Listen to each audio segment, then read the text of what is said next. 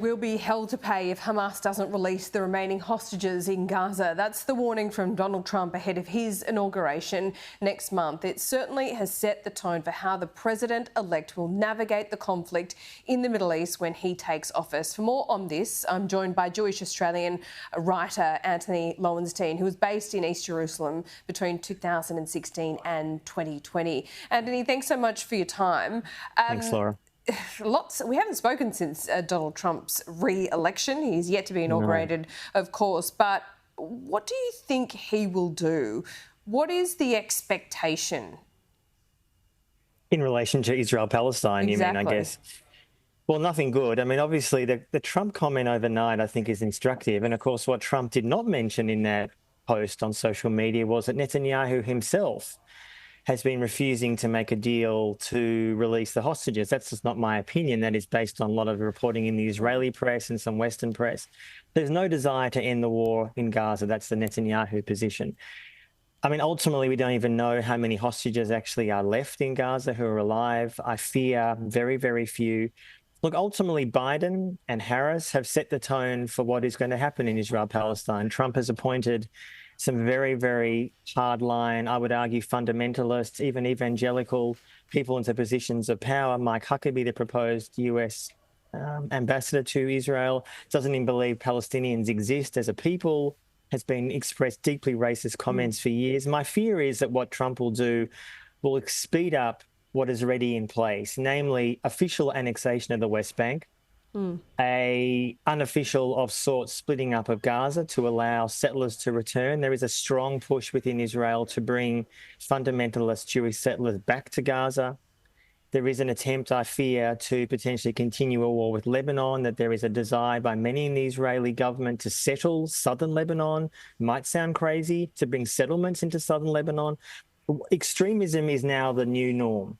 And Trump, with his own personal views, what he thinks personally, frankly, is hard to say, but he has been funded. It's important to say $100 million of his funding for his campaign came from a woman called Miriam Adelson. It was the second biggest supporter after Elon Musk.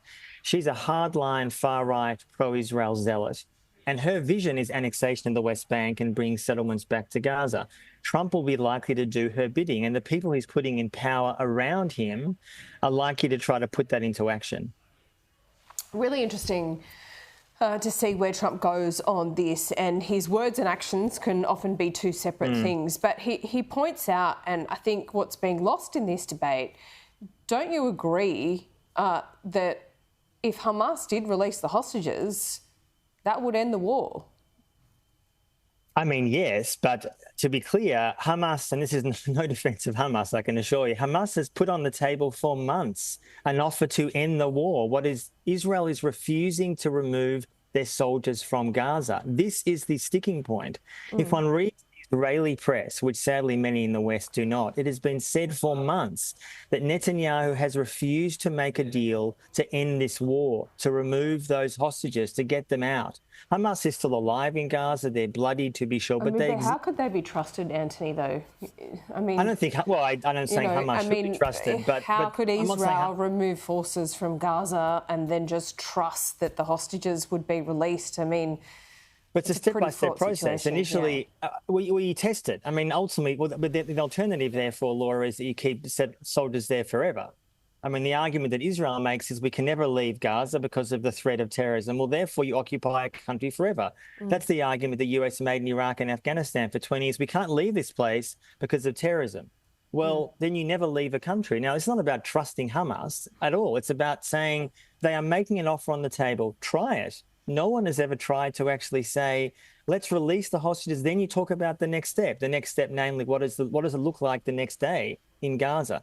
I have friends in Gaza. I have friends who have left Gaza. Gaza no longer exists. It has been pulverized by Israel. I mean, just this week, Israel's former defense minister said on Israeli media, Israel is committing ethnic cleansing in Gaza. That's his words, not mine, his words, ethnic cleansing, which is what anyone who reads and knows what's happening in Gaza is happening. This is the reality. So we can talk and obsess and worry about what Hamas may or may not want. This is what Israel's doing on the ground. And I fear that Trump coming into office will accelerate that, which, by the way, none of it, as I often say, none of this is bringing Israel security. No. None of it. Oh, we've talked in the about that long run. extensively, haven't we? And it's worth saying again. Every time we speak, Anthony, you divide opinion, if I can put it like I'm that. shocked to hear that. You are pro-Palestinian, unashamedly so, and I just wonder, do your views reflect a small minority of Jewish Australians? Do you think, you got half with you? What is your view on that? Because I feel like Jewish Australians aren't particularly Zionists, but they do, and they don't particularly support Benjamin Netanyahu either, but they do want to protect the sovereignty of Israel. It's worth saying, though, that every single mainstream Jewish organisation in Australia is hardline in support of Israel and Netanyahu. That is the reality. Yeah. Now, that to me does not reflect Australian opinion. It does not, no.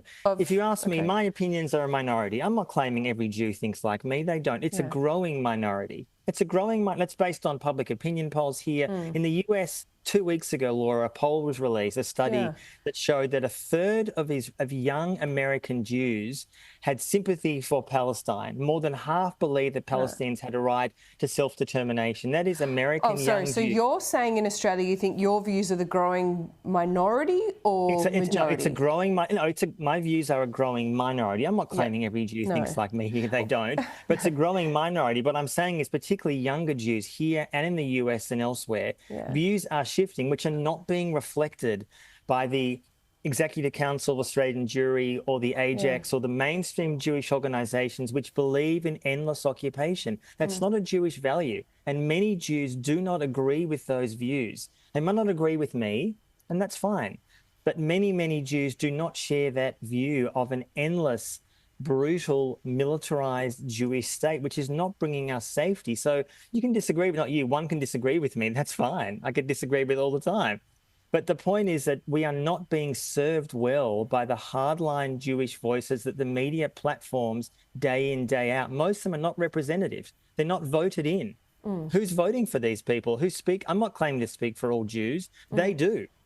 When they speak, they say the Australian Jewish community. Well, they say the Australian Jewish community has a view. The media regularly says Australian Jews are upset with Labor. I'm no defender of the Labor Party, but who's saying that? Whose view is that? I'm saying that there are growing... As you've just admitted, you think it is still, your view is minority and their view is majority. No, I'm saying that my view might be a minority, but it doesn't mean every mainstream Australian Jew agrees with blindly supporting Netanyahu. That's what they're doing by their actions. I don't know That's what they're whether doing. you do have the Australian Jewry and AJAX blindly supporting Netanyahu, don't they? They have, citizens and the effect that it has on Jewish Australians. Where are those dissenting voices in the mainstream Jewish community, in the Australian Jewish press? Yeah. Why do you think it's important to have dissenting voices? It always is, because even if I was the only Jewish person with this view, Laura, I would not care. It's important because many of us around the world are seeing, this is long before October 7, but certainly since, are seeing a metastasization of what Israel has become. It's brutally occupying other people in my name. You always need critical voice. You need critical Muslim voices, Christian voices. Yeah. And the Jewish community establishment is petrified of that debate. They are scared of other voices coming out. And I'm involved with the Jewish Council of Australia, which is a critical Jewish organisation, which has a lot of people who support them. I'm one of them. I'm involved with them. They are an organisation which says, not in my name. That is a growing minority. It might not be a majority yet, but it's a growing minority. And I think the media, when they talk about Jewish voices, they should not give so much credit to the loudest, most belligerent, I would argue, racist voices that don't see Palestinians as equal, Laura. They don't. And that, to me, demeans and shames all of us. Well, you've given me an idea. We should have a debate on the program with the head of one of those bodies and you, and I will work on that. In the meantime, I will brace for the emails. Anthony, it's a pleasure to talk to you on the program. Thanks, Laura. Yeah, we do listen to dissenting voices and we don't shy away from debate at all. Anthony, I appreciate it. Thank you so much.